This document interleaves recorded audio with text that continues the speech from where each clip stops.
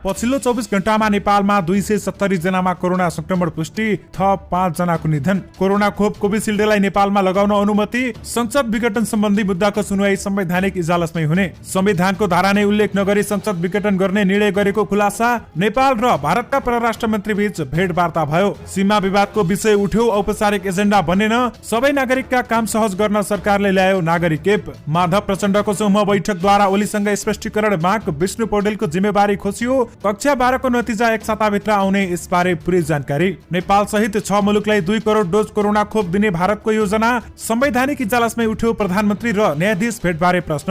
Nepali share बजारकै सबैभन्दा ठूलो आइपिओ खुला, कति भर्ने, यसबारे पुरै जानकारी। नेपाल भारत पेट्रोलियम पाइपलाइनमा पाल पारेर डिजेल चोरी। सरकारले सर्वोच्चबाट फिर्ता लग्यो मन्त्री परिषदको निर्णयको सक्कल। एमसीसी बारे छिटो निर्णय गर्नुपर्छ भन्दै ऊर्जा मन्त्री टोप बहादुर रायमाझीको भनाई। प्रचण्डकी पत्नी सीतालाई भारतबाट स्वदेश फर्काइयो। केपी ओलीलाई पार्टीबाट निकाल्ने प्रचण्ड र नेपाल समूहको तयारी, सोध्यो स्पष्टीकरण। संवैधानिक इजलासका न्यायाधीश वक्ता सपना मल्ल सहित 4 न्यायाधीशसँग प्रधानमन्त्री ओलीको भेट। मोहम्मद धेरै खाँदा यति ठूलो रोग लाग्ने, यसबारे महत्त्वपूर्ण सूचना। दर्शकवृन्द नमस्कार, तपाईहरुलाई फेरि पनि स्वागत छ हाम्रो च्यानल स्मार्ट खबरमा। दैनिकी जस्तै तपाईहरुमा आजका पनि मुख्य समाचारहरू लिएर उपस्थित भइसकेका छौं। हाम्रो मेहनतको लागि तपाईहरुले यो भिडियोलाई एउटा सानो लाइक गरी सक्दो शेयर गर्न भने नबिर्सिनु होला। त्यसैगरी यदि तपाईहरुले अहिलेसम्म हाम्रो च्यानल स्मार्ट खबरलाई सब्स्क्राइब गर्नु भएको छैन भने सब्स्क्राइब गर्नु होला। साथै छेउमा रहेको बेल घण्टीमा क्लिक गरी अलमा क्लिक गर्न पनि नबिर्सिनु होला। आउनुहोस् आजका मुख्य समाचारतर्फ लागौं। दर्शकवृन्द, पहिलो खबर कोरोना भाइरसका संक्रमितहरूको संख्याबाट सुरु गर्न चाहे। पछिल्लो 24 घण्टामा नेपालमा थप 3044 जनाको पीसीआर परीक्षण हुँदा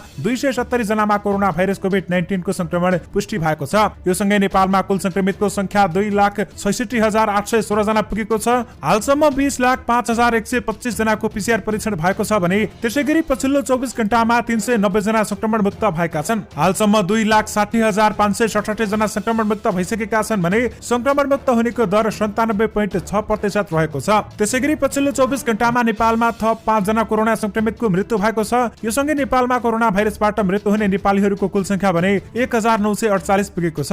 पछिल्लो 24 घण्टामा थपिएका कोरोना संक्रमित मध्ये काठमाडौँ उपत्यकाका मात्रै 172 जना रहेका छन् भने महिला 59 र पुरुष 113 जना थपिएको पनि स्वास्थ्य मन्त्रालयले जनाएको छ। आउनुहोस् अब अर्को समाचारतर्फ लागौं। दर्शकवृन्द, सरकारले सर्वोच्च अदालतमा बुझाएको प्रतिनिधि सभा विघटन गर्न सिफारिस गर्ने मन्त्री परिषदको निर्णय र राष्ट्रपति समक्ष पेश गरेको सिफारिसको सक्कल सर्वोच्च अदालतबाट फिर्ता लगेको पाइएको छ। संसद विघटन असंवैधानिक भएको भन्दै रिट परेपछि सर्वोच्चमा 5 पुसमा बसेको मन्त्री परिषदको निर्णय र राष्ट्रपति समक्ष पेश भएको सिफारिसको सक्कल पनि माग गरेको थियो। मन्त्री परिषदको कार्यालयले सबै कागजात पेश गरेको थियो, तर 23 पुसमा पत्र लेखेर 28 गते पुनः पेश गर्ने गरी दुवै सक्कल लगेको पाइएको छ। शुक्रबार संवैधानिक इजलासमा रिट निवेदकको तर्फबाट बहस गर्दै वरिष्ठ अधिवक्ता रमण कुमार श्रेष्ठले यसरी निर्णयको सक्कल लगिएकोमा प्रश्न उठाएका छन्। मन्त्री परिषदको प्रतिनिधि सभा विघटन सिफारिस गर्ने निर्णयमा नेपालको संविधान अनुसार मात्र भनिएको, तर राष्ट्रपति कार्यालयले संविधानको धारा 76 को 1 र 7 र 85 मा उल्लेख गरेको भन्दै उनले अहिले निर्णयको सक्कल लगेर थपगढ गर्न सक्ने आशंका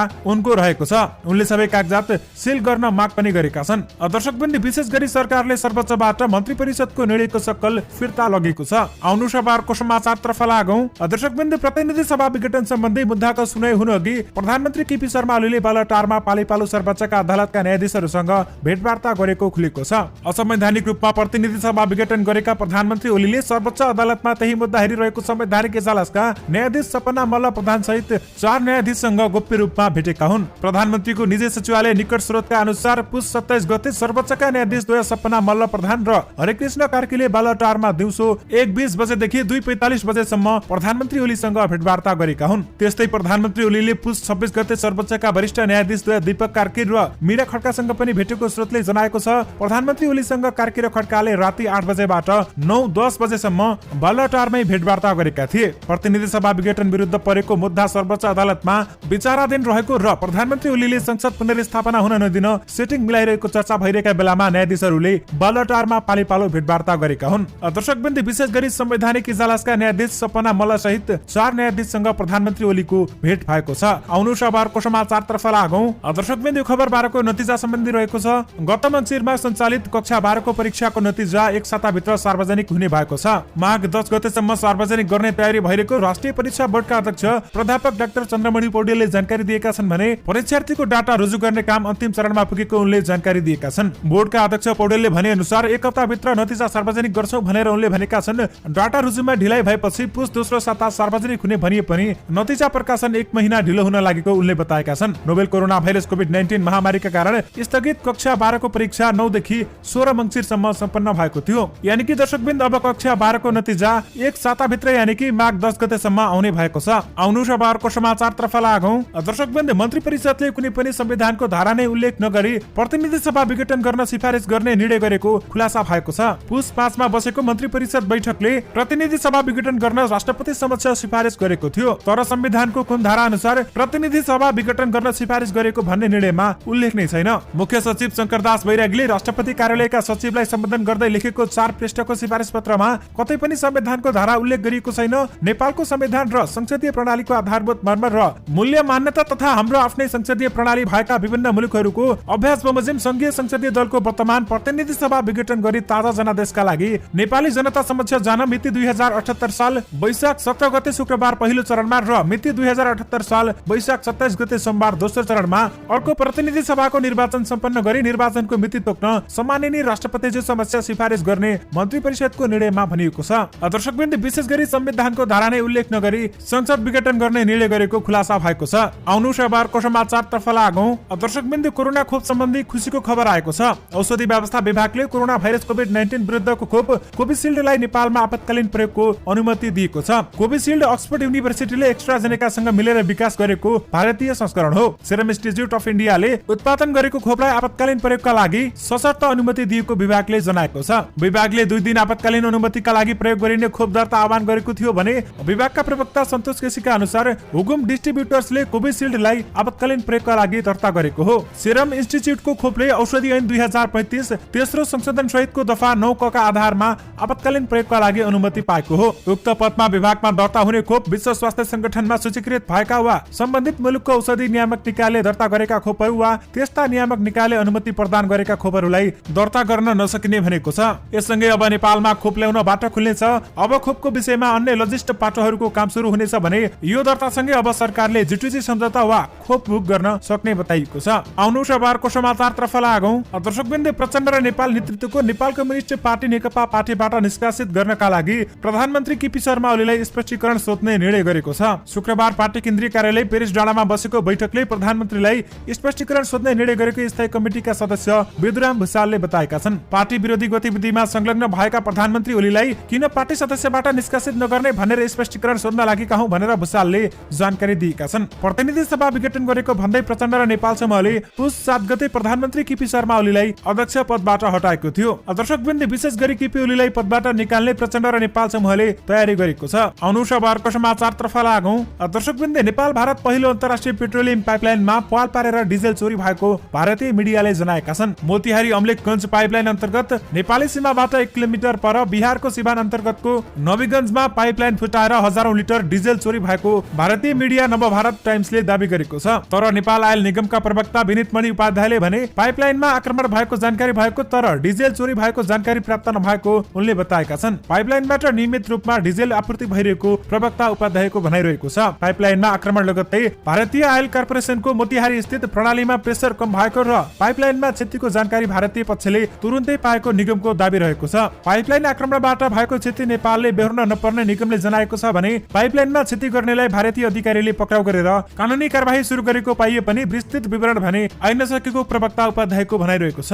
दर्शकबिन्द विशेष गरी नेपाल र भारत बीच पेट्रोलियम पाइपलाइनमा पाल पारेर डिजेल चोरी भएको छ। आउनु शबारको समाचारतर्फ लागौं। दर्शकबिन्द प्रतिनिधि सभा विघटन सम्बन्धी रिटमाथिको सुनवाई सर्वोच्च अदालतको संवैधानिक इजलासमै हुने भएको छ। प्रधान न्यायाधीश तुलेन्द्र शमशेर जबरा नेतृत्वमा शुक्रबार बसेको संवैधानिक इजलासले रिट निवेदकहरूको माग बमोजिम बृहत्पूर्ण इजलासमा लैजाने नपर्ने आदेश दिएको हो। प्रधान न्यायाधीश जबरा न्यायाधीशहरू विश्व प्रसाद श्रेष्ठ, अनिल कुमार सिन्हा, सपना प्रधान मल्ल र तेजबहादुर केसी सम्मिलित इजलासको आदेशमा भनिएको छ। प्रस्तुत रिट निवेदनमा नेपालको संविधानको धारा 137(3) बमोजिम गम्भीर संवैधानिक व्याख्याको प्रश्न समावेश भएको देखिएकाले निवेदकको माग बमोजिम गर्नु परेन। नेपाल कम्युनिस्ट पार्टी नेकपा संसदीय दलका प्रमुख सचेतक देव गुरुङ समेत वरिष्ठ अधिवक्ता दिनेश त्रिपाठी, अधिवक्ता लोकेन्द्र ओली लगायतले 12 वटै रिटमाथि बृहत्पूर्ण इजलासमा सुनवाई गर्नुपर्नेमा माग पनि गरेका थिए। दर्शकबिन्द विशेष गरी संसद विघटन सम्बन्धी मुद्दाको सुनवाई संवैधानिक इजलासमै हुने भएको छ। आउनु शबारको समाचारतर्फ लागौं। दर्शकबिन्द नेपाल भारत संयुक्त आयोगको बैठक 6औं बैठकमा भाग लिने सिलसिलामा नयाँ दिल्लीमा रहेका परराष्ट्र मन्त्री प्रदीप कुमार गेवाली र भारतका बाह्य मामिला मन्त्री सुब्रमण्यम जयशंकर एस जयशंकर बीच हैदराबाद हाउसमा हिजो बिहान भेटवार्ता भएको छ। त्यस अवसरमा उनीहरू बीच नेपाल भारत सम्बन्धका साथै समसामयिक क्षेत्रीय र अन्तर्राष्ट्रिय चासोका विविध विषयमा विचार विमर्श भएको थियो। बैठकमा परराष्ट्र सचिव भरतराज पौडेल र भारतका लागि नेपाली राजदूत नीलाम्बर आचार्य तथा भारतका बाह्य मामिला तथा सचिव हर्षवर्धन श्रृङ्गला र नेपालका लागि भारतका राजदूत विनय मोहन क्वात्रा पनि सहभागी भएको नयाँ दिल्ली स्थित नेपाली राजदूत वासले जनाएको छ। आज दुवै देशका परराष्ट्र मन्त्रीको सहअध्यक्षतामा आएको बैठक सोही भवनमा हुँदैछ। बैठकमा नेपाल भारत सम्बन्धका सबै विषय सहित व्यापार, परिवहन, ऊर्जा सीमाना, कोभिड-19 सहयोग, भौतिक पूर्वाधार, सम्पर्क सञ्जाल, लगानी, कृषि, पर्यटन एवं संस्कृति बारे छलफल हुने बताइएको छ। बैठकमा दुवै देशका परराष्ट्र, वाणिज्य, अर्थ, जलस्रोत, ऊर्जा र रेल मन्त्रालय विभागका उच्च अधिकारी पनि सहभागी हुने दूतावासले जनाएको छ। आउनु शनिबारको समाचारतर्फ लागौं। दर्शकवृन्द, नेपालको शेयर बजारकै इतिहासमा सबैभन्दा ठूलो परिणामको साधारण शेयरका रूपमा नेपाल इन्फ्रास्ट्रक्चर बैंक लिमिटेडको आइपिओ खुलेको छ। मुलुकको पहिलो पूर्वाधार बैंकले 8 अर्ब रुपैयाँ बराबरको 8 करोड किता शेयर प्रारम्भिक निष्कासनको बिक्री आजबाट थालेको हो भने 8 करोड मध्ये 1,60,000 किता कर्मचारीका लागि र 4 लाख किता म्युचुअल फन्डका लागि जाने बताएको छ। बाँकी 7 करोड 58,40,000 किता साधारण शेयर सर्वसाधारणले खरिद गर्न पाउने भएका छन् भने यस बैंकको शेयर निष्कासन तथा बिक्री प्रबन्धको जिम्मा NIBLS क्यापिटल्सले पाएको छ। सर्वसाधारणले 10 देखि 2 करोड कितासम्म आवेदन गर्न सक्ने भएका छन् भने आवेदन दिन मिल्ने समय छिटोमा 6 माघसम्म तोकिएको छ। उक्त अवधिसम्म तोकिए बराबर आवेदन नपरेमा भने पुनः समय थप हुने बताइएको छ। ठूलो परिणाममा भएका कारण यो बैंकको साधारण शेयर आइपिओ भर्ने सबैले प्राप्त गर्नेछन्। नेपालमा डिम्याट खाता खोल्ने सबैले आवेदन दिएको अवस्थामा पनि यसको शेयर पर्ने निश्चित रहेको छ। यस बैंकको साधारण शेयर धेरै संख्यामा आवेदन पर्नेमा कीर्तिमान राख्न सक्ने सम्भावना समेत रहेको बताइएको छ। तपाईहरूले कति किता किन्न सक्नुहुनेछ यो त तपाईहरूकै हातमा रहेको छ। राइट, आउनु शनिबारको समाचारतर्फ लागौं। दर्शकवृन्द, सरकारले नागरिक एप सञ्चालनमा ल्याएको छ। तपाईहरूले साँचो सुन्नुभयो। सरकारले प्रदान गरिने सबै किसिमका सेवाहरूलाई डिजिटलाइज गरी एकीकृत प्लेटफर्म मार्फत सेवा प्रवाह गर्ने लक्ष्य बमोजिम एप सञ्चालनमा ल्याएको सञ्चार तथा सूचना प्रविधि मन्त्रालयले जनाएको छ। मन्त्रालयका एक पत्रकार सम्मेलन गरेर एप सार्वजनिक गरेको हो भने अब एउटै एपबाट विभिन्न सरकारी अनलाइन सेवाहरू प्राप्त गर्न सकिने सञ्चार मन्त्री पार्वत गुरुङले जानकारी दिएका छन्। नागरिक एपबाट प्यान कार्ड सहित आवेदन गरी प्यान नम्बर प्राप्त गर्न र सरकारलाई तिरेको करको विवरण समेत मोबाइल सेट मार्फत नै जानकारी लिन सकिने बताइएको छ। एप मार्फत नागरिकता, राहदानी, शैक्षिक प्रमाणपत्र र मतदाता परिचय पत्रको विवरणहरू प्राप्त गर्न सकिनेछ भने साथै नागरिक लगानी कोष, सञ्चय कोष र सामाजिक सुरक्षा कोषको खातामा जम्मा भएका रकम विवरणहरूको पनि जानकारी लिन सकिने बताइएको छ। लाइन होइन, अनलाइनबाट 24 घण्टा सरल, सहज र प्रभावकारी सरकारी सेवाका लागि नागरिक एप भन्ने नाराका साथ सुरु गरिएको एप मार्फत हेलो सरकारमा गुनासो गर्न सकिने व्यवस्था मिलाइएको छ। यानि कि दर्शकवृन्द, सरकारले नागरिकका सबै कामहरू सहज पार्नका लागि नागरिक एप सञ्चालनमा ल्याएको छ। आउनु शनिबारको समाचारतर्फ लागौं।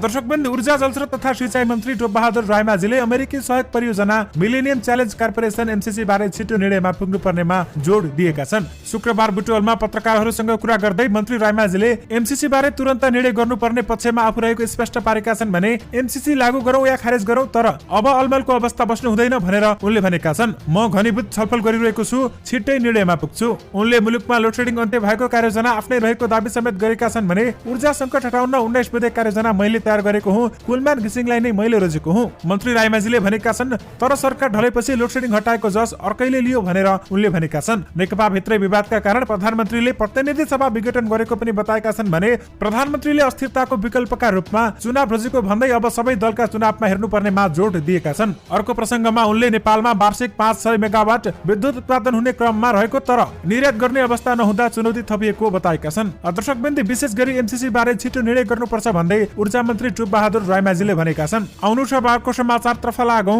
दर्शकवृन्द, गत पुस 20 गते थप उपचारार्थ भारतको मुम्बई लगेकी नेकपा अध्यक्ष प्रचण्डकी पत्नी सीता दाहाललाई स्वदेश फर्काइएको छ।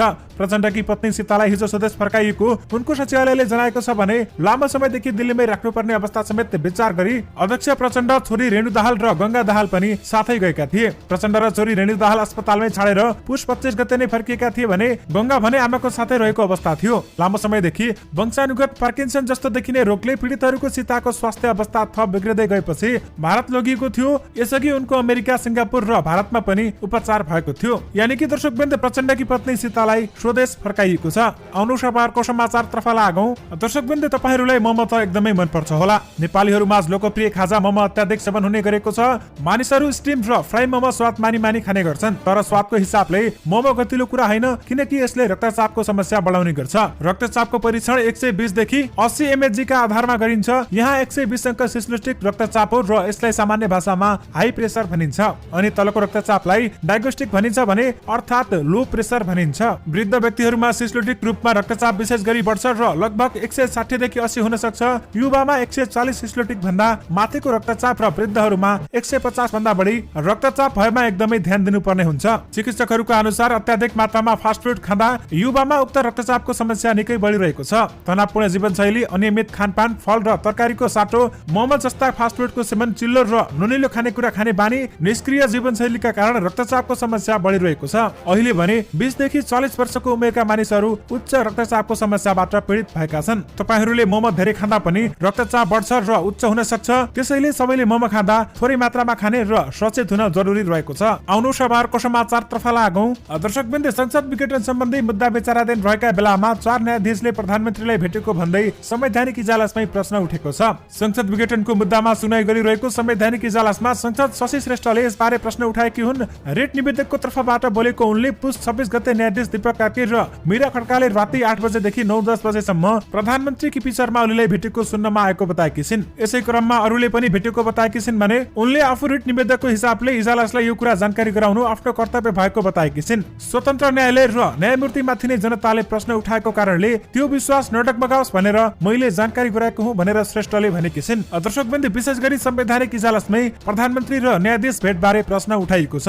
आउनु खबरको समाचारतर्फ लागौं। दर्शकवृन्द, नेकपा माधव र प्रचण्ड समूहले महासचिव पदबाट विष्णु प्रसाद पौडेललाई हटाउने निर्णय गरेको छ। पेरिस डाँडामा बसेको स्थायी कमिटीको बैठकले पौडेललाई महासचिवबाट हटाउने निर्णय गरेको बैठकका एक सहभागीले बताएका छन्। बैठकले केपी शर्मा ओलीले स्पष्टीकरण सोध्ने निर्णय पनि गरेको छ भने पार्टी अनुशासन विपरीत काम गर्न नछाडेकाले किन साधारण सदस्यबाट समेत किन नहटाउने भन्ने स्पष्टीकरण पनि सोध्ने निर्णय गरेको छ। बैठकले माघ 16 गते बृहत जनप्रदर्शन गर्ने निर्णय पनि गरेको छ भने शहीद दिवसको अवसर पारेर जनप्रदर्शन गर्ने निर्णय गरेको स्थायी कमिटी सदस्य बेदुराम भुसालले बताएका छन्। बैठकले प्रदेश 1 को उपाध्यक्षको जिम्मेवारी खनेन्द्र बस्नेतलाई दिएको छ भने यस्तै प्रदेश सह इन्चार्जको जिम्मेवारी जयन्ती राई, राजेन्द्र राई, पदम राई, पेशल खतिवडा र जगन्नाथ खतिवडालाई दिने निर्णय समेत गरेको छ।